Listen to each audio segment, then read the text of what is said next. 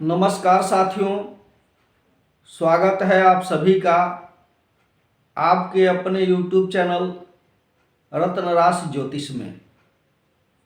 आज मैं होली के संदर्भ में आप सभी को बता रहा हूँ।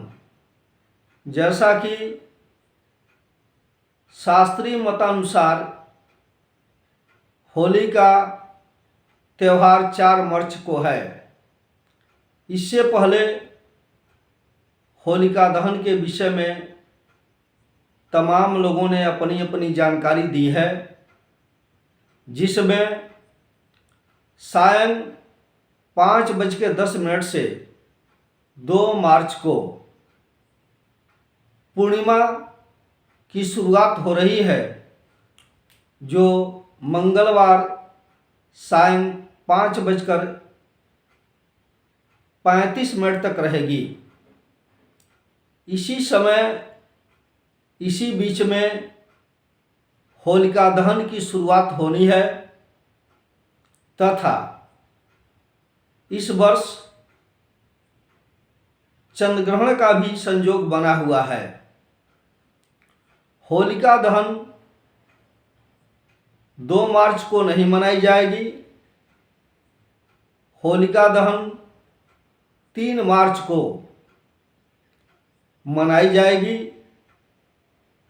जिसके विषय में पौराणिक कथाओं में आता है कि हिरण्यकश्यप धर्म का विरोधी था। उसके पुत्र प्रहलाद, जो हरि भजन और धार्मिक विचार के थे, उनको समाप्त करने के लिए हिरण्यकश्यप की बहन होलिका, जिसे श्राप था, जिसे वरदान था कि वह आग में भी जलती नहीं है, तो वह अपने प्रहलाद को गोद में लेकर बैठी और प्रहलाद बच गए, होलिका जल गई। तो होलिका जल गई, इसके संदर्भ में यह जानकारी प्राप्त होती है कि होलिका नकारात्मक ऊर्जा को लेकर के बैठी थी और नकारात्मक ऊर्जा का फल यह हुआ कि वह स्वयं जलकर राख हो गई और सकारात्मक ऊर्जा के रूप में भगवान के भक्त प्रहलाद थे, जो बच गए।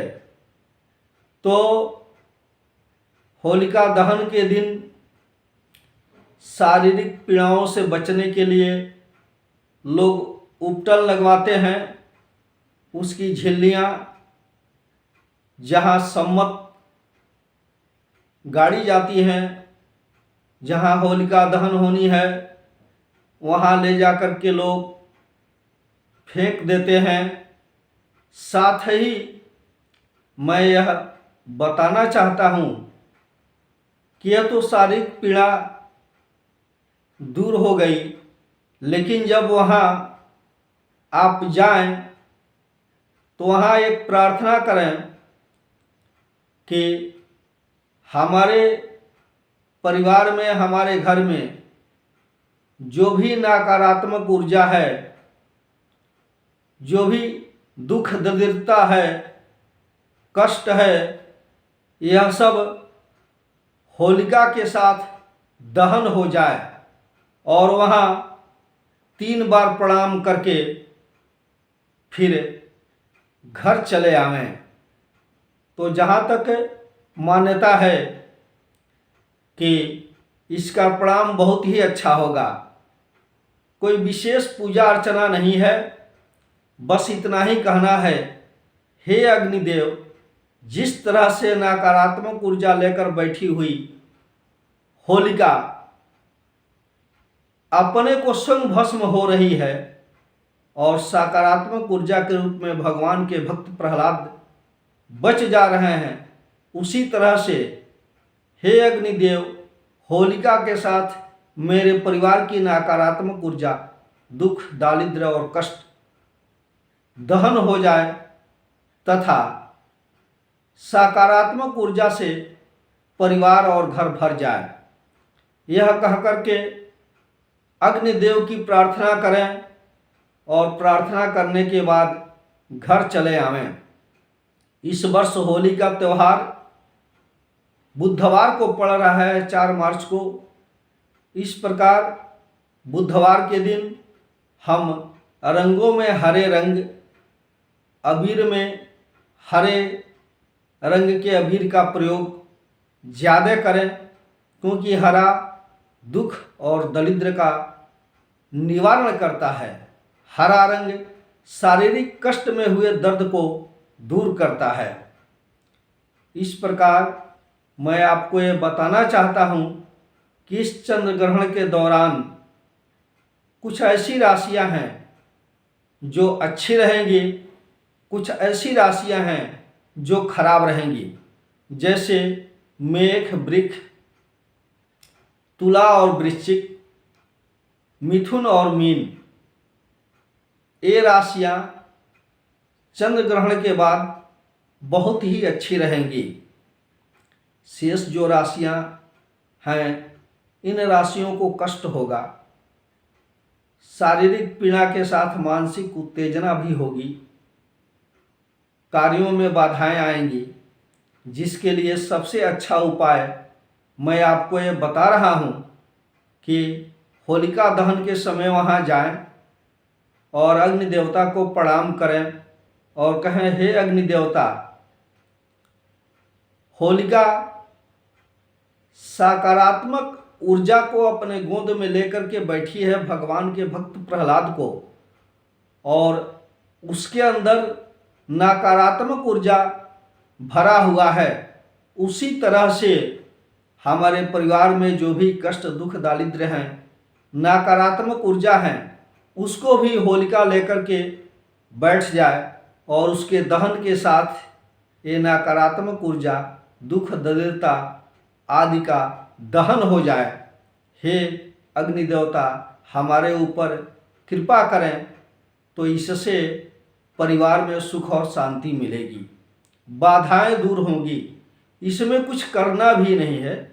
जब आप उपटन लेकर जाते हैं, झिल्ली जिसे कहते हैं, और वहाँ जब फेंकने जाते हैं तो वहाँ फेंक करके अग्निदेव से प्रार्थना कर लें, पूरा वर्ष अच्छे से गुजरेगा।